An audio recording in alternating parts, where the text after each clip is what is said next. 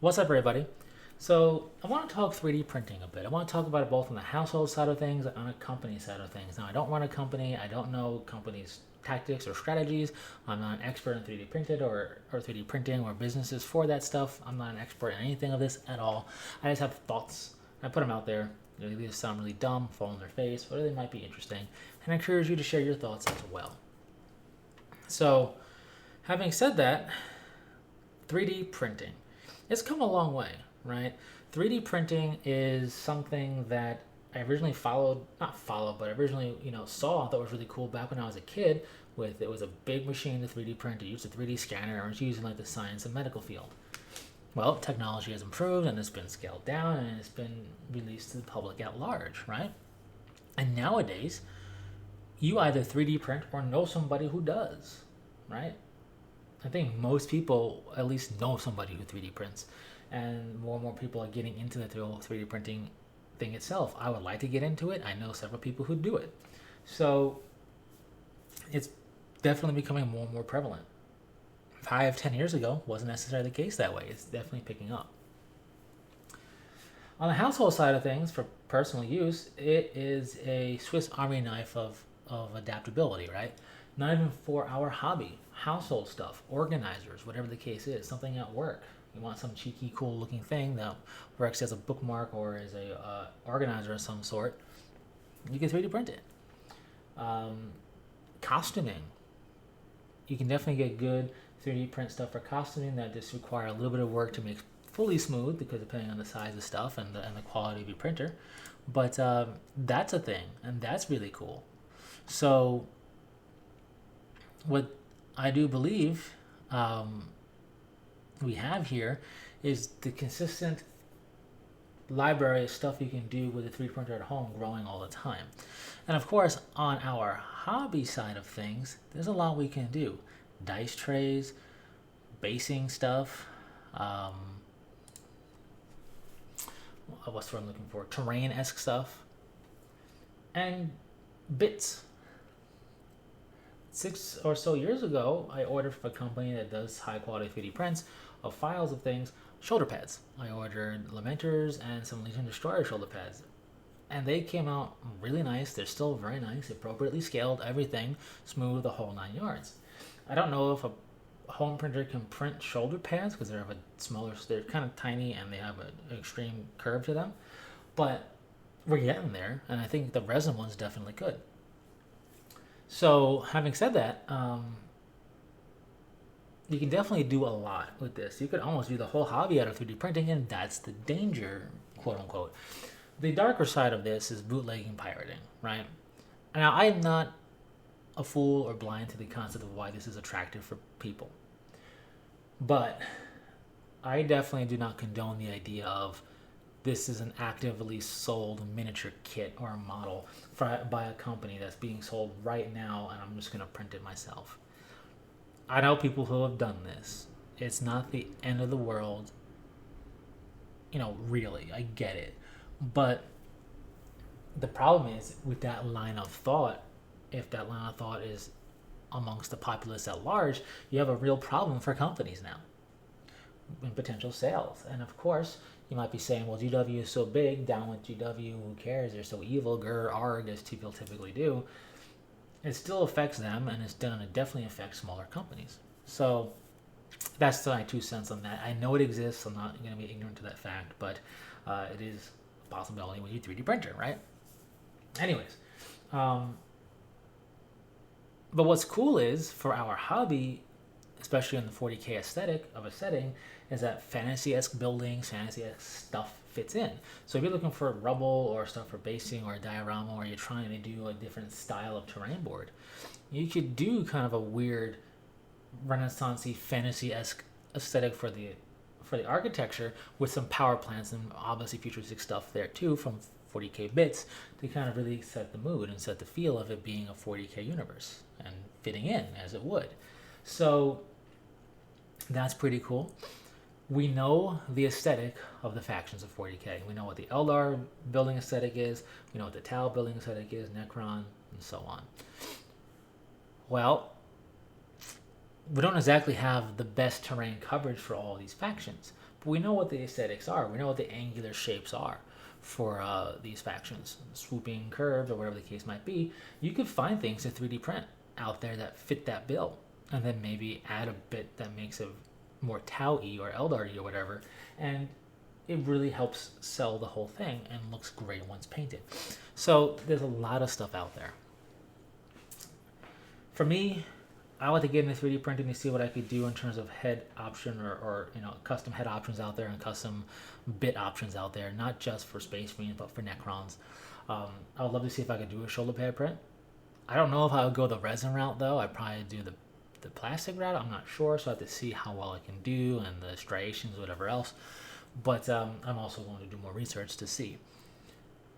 With that being said, the other big thing I want to do is some costuming stuff. I have some costume ideas, not for 40K things, but just in general that 3D printing makes so much easier.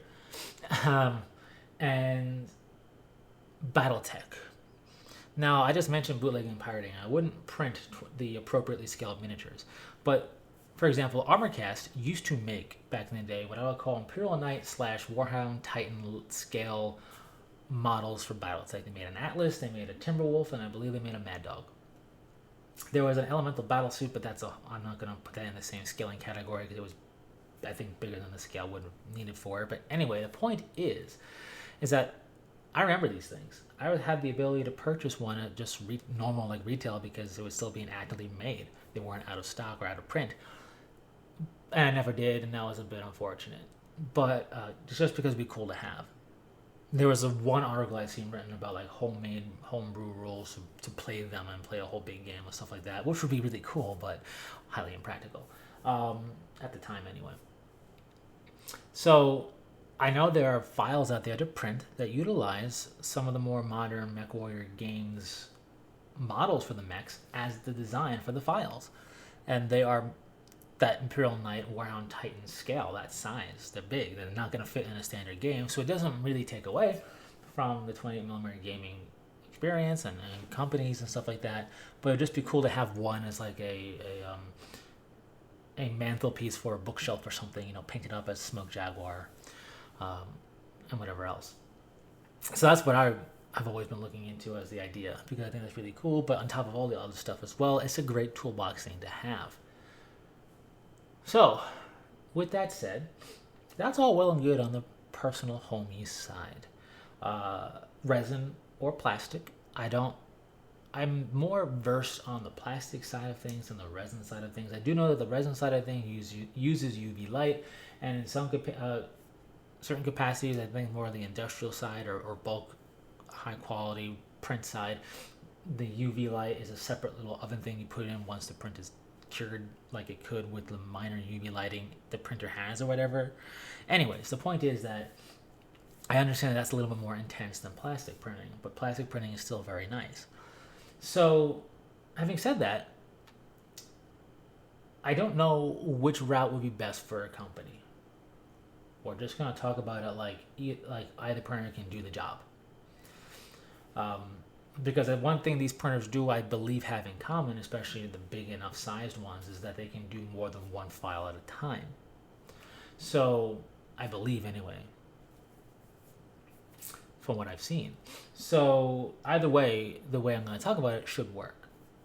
Now, I'm going to use ForgeRoll for this example. Even though I know nothing about their day-to-day activities, their business practice ideas, or anything like that, I do have an understanding that ForgeRoll feels like a smaller group than GW, being that it's a sister company to GW and falls underneath their umbrella, and does things in kind of a smaller batch in comparison to the countless number of sprues produced for GW kits every week, right? More or less. So with that being said, I think Forge will be the route to go for Games Workshop to do 3D printing. And I think it would be a made-to-order service that's permanent. Now, the logistics, of course, you have to account for footprint spacing for the printers and the computer and whatever else, and raw material and room to grow. How many printers do you start off with? I don't know what that number would be for them. And personnel. Do you hire new people, specifically be 3D print technicians, or do you train people in your in-house already and do that stuff? Because you have to be able to make the files either from scratch or take pre-existing things and turn them into an appropriate file. So there is that.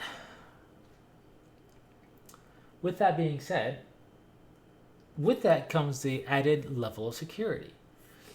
You can't exactly hack Forge World and steal their molds, but you could hack Forge World and steal or delete files. And 3D print files would be very, very costly to lose or get stolen. This feeds in the whole pirating, bootlegging thing. But even outside of that, just to be deleted would be disastrous. So you probably have redundant systems, purely offline repositories as backups or whatever the case is. Regardless, I'm sure that's something they would take into account. We're not talking about a small fly-by-night company here. Anyways, with all that said, the added benefit for all of this additional startup and growing pains stuff is the sheer countless configurations of printing you can do and the infinite number of molds, quote unquote, that you save on because they're all files, there's no molds. So while, yes, this could take up a whole office space worth of room, there's no molds in addition to this, and you could do the work of several office spaces because you don't have to worry about all that stuff. The biggest thing, of course, is time, which is why made to order would be the way to do it, because it's not going to pump it out like plastic sprue molds or stuff. That whole tooling, that whole system is set up for GW's plastic kits. Those can really pump things out, from my understanding anyway. I could be understanding it wrong. And even I think the resin molds, you could at least, make a big batch of resin to pour, and pour all your molds out, or pour them all the molds, and then, you have a whole bunch ready to go versus the small plate size, not small, but the much more finite size real estate you have to print on per print. In any case, it's not like it's super slow either. And having it made to order means they could take some of their old legacy stuff that has been made to order, take the time to experiment in making them into 3D print files, and start offering those up on a permanent basis. The thing about your legacy Yarrick model or your legacy Creed model, or insert whatever made to order models they've done in the past here, the thing about those sales numbers is they're a bit inflated. Let's say one of those made to order models sold 1,000. There was 1,000 orders put in for it. I don't know if that's good or bad. I'm just spitballing with a number that I can wrap my head around. In that 2-week to month span of time, that very limited window to purchase. Well, that's great, but stuff was definitely spurred on by a fear of missing out, that FOMO.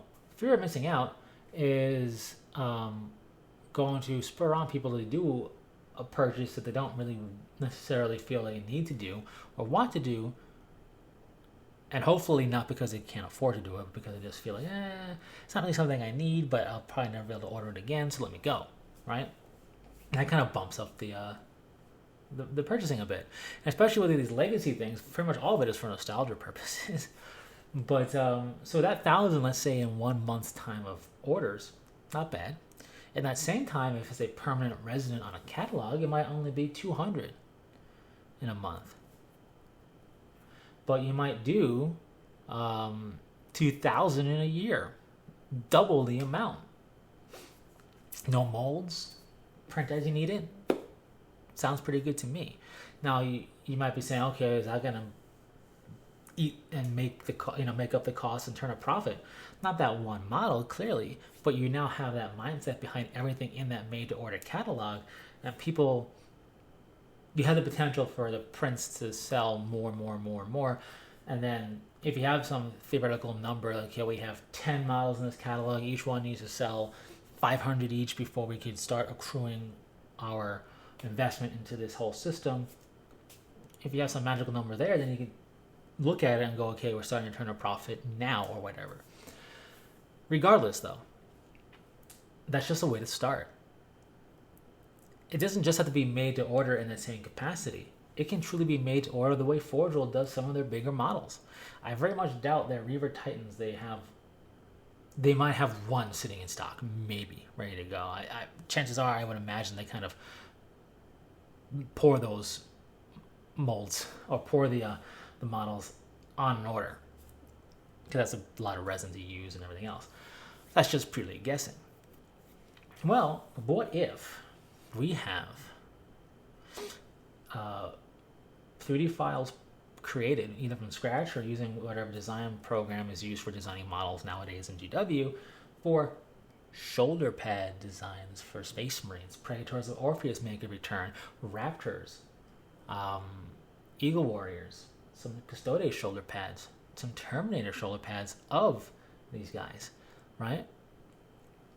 Marines Malevolent, official chapters that never had shoulder pad support before. Angels of Fury,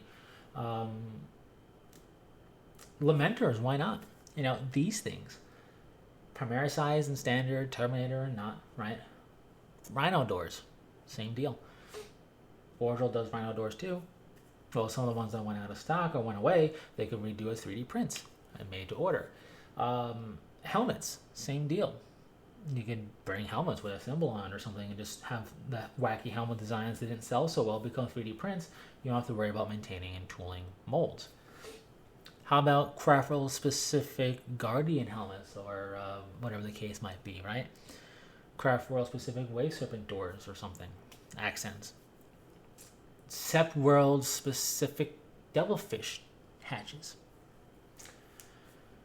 These are things that might be like economically nonsensical for a company to do and tool molds for or plastic sprues for, because, well, really, how am I even going to sell these? But now you have it as a 3D print file. It's not free for them, but there is no mold taking up space and investment. It's just this file, and every time it prints, every time it goes up, you just put it on the print tray alongside everything else that's being printed. It gets printed, QC'd, shipped out, right? You could have a bit order as part of that made-to-order service as well. And this kind of harkens back to GW's storefront from back in the day online, back when it was like 4th edition and had the red storefront for the online store, where you could view a product kit and then view the internals and just purchase piecemeal if you wanted to. And I believe they actually opened up kits and sold them piecemeal, which is highly impractical when you think about it. Well, if they start offering more and more things on a made-to-order level that are bits, in some cases straight up bits from kits, files for, let's say, the Stern Guard bolters, you can buy 5 of them if you want, or whatever. That way, it's not taken away from kit purchases, right? Because you can't do anything with just the bolters. But if somebody wants to fashionify their Space Marines a bit more and have things look more ornate and fancy or whatever across the board, somebody might want to make the purchase of those bolters for whatever reason, or they might want to purchase Thunder Hammers, they might want to purchase whatever. That is where you start to see, I think, the power of 3D print on a company scale. It's their IP. They can literally make whatever file they want. Power fists with symbols on them, whatever. Doesn't matter, because the 3D printer, provided it has the quality to do that, and they would have to test it every time, and if it was up to their snuff, you could have every chapter symbol on a power fist. Pick the one you want. Imperial Fists on the power fist, Dark Angels on the power fist, Space Wolf on the power fist, Praetors of Orpheus, whomever. You could if you wanted to, right? Same thing with a Storm Shield or whatever. So it really starts to, I think, open up ideas and potentials. They could even run polls or whatever, and that could have a poll of what shoulder pads should we design next, and have 3 or 4 different chapters as an idea, and things are picked, right? Or you have multifaceted polls at that point to get the community involved. Pick which faction we should have a 3D print for next, in this Necrons, Eldar, Orcs, and you pick from those 3, and then from there, what should we do? Speed-free vehicle door, or make a knob specific for golfs or whatever, stuff like that. And again, supplements their kits, especially if it's just bit stuff. So I'm going on and on and on. I'm talking redundant here, so I'll wrap it up. My point is that I'm not an expert. Clearly, I have no idea what the design practices, philosophies, and strategies are for these companies, and I could be completely off base with everything. That's what we have to remember as consumers and fans who are not in the biz. We really have no idea when we start spitballing and just theorizing on stuff like this.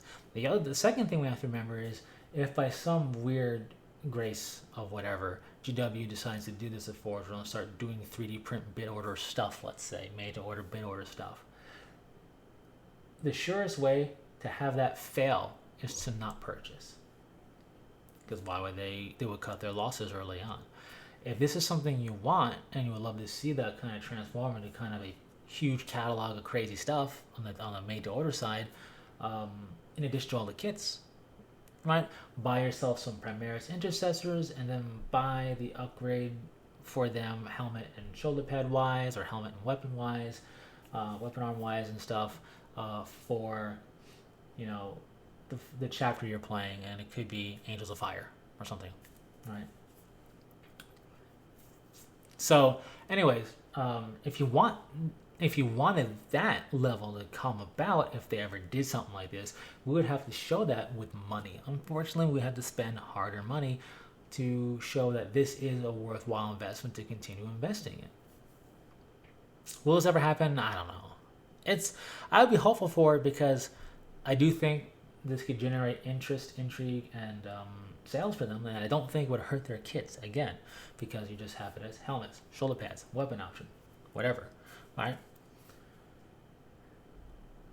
Anyways, with all that said, when it comes to 3D printing, you do have that darker side of just bootleg pirating, but we also have things such as files to print Imperius or Tyrael from the Diablo series, files to print Protoss stuff, whatever else. That's kind of cool too. So there's always going to be the darker side of things and also the lighter side of things and just the fun of it overall. In any case, what are your thoughts? How horribly off base on a business level am I? Because I have no acumen for this stuff. Share that as well if you want to, but if you just want to continue that fantasy theorizing, spitballing of what can happen, what would you like to see? Do you 3D print? Do you want to 3D print? What medium do you use? How do you like it? So on and so forth.